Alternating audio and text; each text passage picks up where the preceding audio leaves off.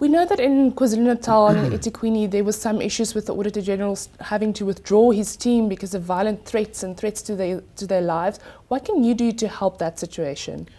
Yes, we were actually quite shocked that there are people who could even be so bold as to think they can threaten an Auditor General. You don't do that. It's unacceptable, and it's something that we must just make sure that it never becomes a culture in the government of South Africa, in the whole area of ensuring good governance.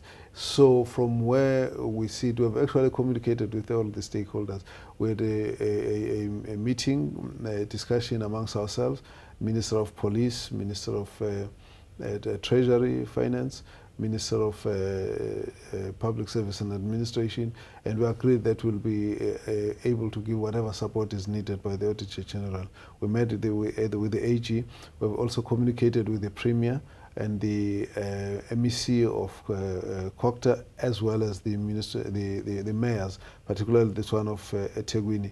And we've pointed it out to them that they need to do something so that this culture never ever develops, that Auditor General cannot be blocked by any threats or any intimidation, and that everything has to be done. At this point, I know that the Minister of Police has already communicated with them to say he's laying police to be available to do the investigations of the source of the threats, as well as to secure, when necessary, the AG staff.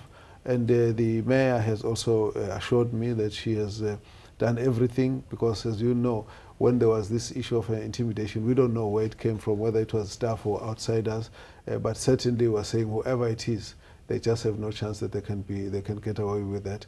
So the mayor has put a number of steps in. The MEC, I just finished talking to her. They're also working on it. The Premier, I spoke to him. They're also working on it. And of course, I've sent the letter to the Premier, as well as the Minister of Police has done the same. So we're basically saying, when you touch the AG, you have touched us all. There's no way we're going to let it go. So that's the way. But I think that somebody was taking a chance, and we wanted to make it very clear that there's no such. We will never allow such a situation. What we can do, obviously, we need to ensure that the culture of understanding audit, and that people must never fear audits. They must know that it's in the interest of their institutions that they're being audited, and that police must always step in and investigate whenever there's any such a situation. There's a case that's been opened, and the police are investigating that, and that's the way to go with the Auditor General.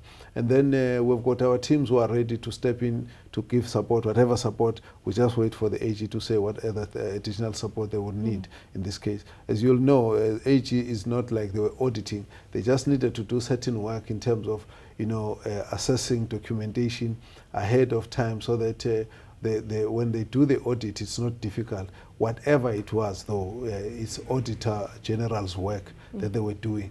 And so from where we sit, we will always stand on the side of the AG to make sure there's no such intimidations.